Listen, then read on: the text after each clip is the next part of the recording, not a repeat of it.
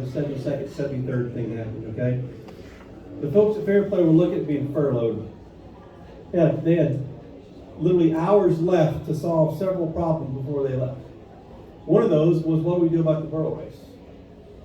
And a lot of them were fed up with everybody canceling things. They didn't want to hear that anymore, so they said, let's don't cancel it, let's move it to next year. We'll postpone the 72nd to next year. That's what they did. And then they left, not knowing if they're going to have a job or get paid.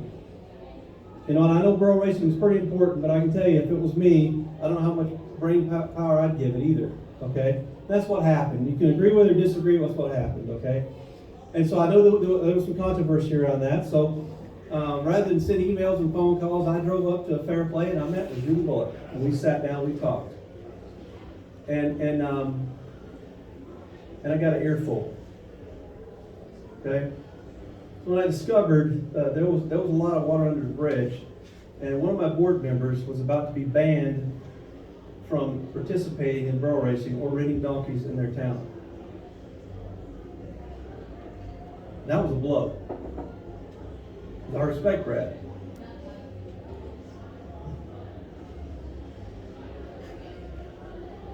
I consider Brad a friend. Here I am, the president of the Western Packers Association. I got a board member on my board who's not welcome in the town where borough racing started. Okay, what do I do with that information? So I went back to my board members and I talked to them and said, guys, I need help here. What do I do with this? You know, and Melanie, my rock, she told me, she said, Eric, she said, just let's don't do anything now. Let's wait till the Triple Crown's over and then we'll address this. In the meantime, I went back to Brad and I said, Brad, I got some news for you. And I'm telling you, it was a gut punch for the guy. The first thing he said, Eric, he said, I'll step down right now if you want me to. I said, no, Brad, don't do that. Don't step down. I said, I'm going to talk to them, and I've asked them not to ban you, and they've agreed to let me try to work through this. And so we kind of put things on the back burner. But in the meantime, I went and talked to Leadville. Because it was Leadville and Fair Play together we're going to do this. And I got an earful from Leadville. And what I realized is this, even though I was trying to solve this problem, it was not something that I could solve. Okay, I couldn't solve this. It was things that had happened over the years. Like Brad said, he's been on the sport for 12 years. Okay? Now, I got a relationship going with Fair Play in way less than 12 years. Think about that. And so what I realized was I can't solve this problem. I can't. It's got to be between Brad and the towns to figure this out. And I've heard both sides of the story, and really they got to work it out. It's a lot of stuff, and I'm not going to bring it all out in the open right now in the public. Okay? So I went back to the board members after I found out I heard from Leadville. I told them the situation. I said, guys, I'm troubled here. What do we do? And so we all talked, and I had the majority to vote Brad off the board. And out of respect for Brad, we didn't do that. I didn't want to put my board members through it either. You know, Brad said, Eric, I'll apologize. Tell me what I got to do to apologize. I'll make it right. That's not an apology. I don't know how you apologize for years. I don't know what's been going on. So I didn't know how you apologize for that. Move on.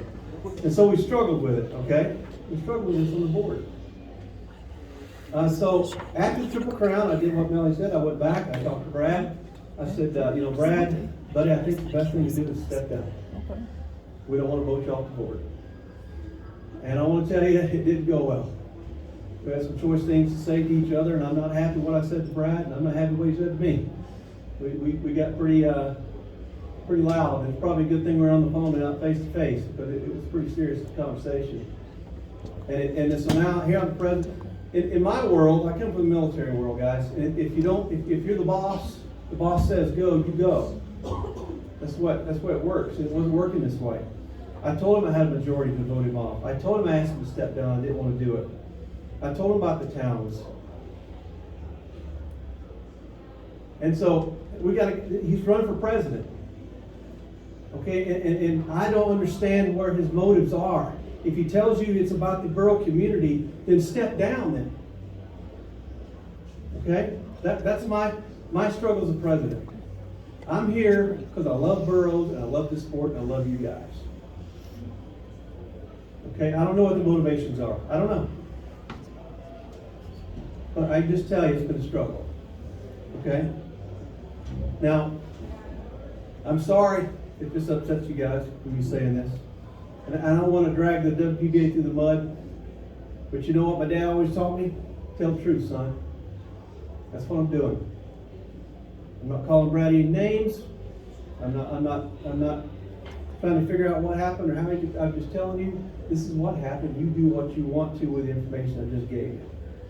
Okay? Julie's here today and John are here today, and I appreciate your support.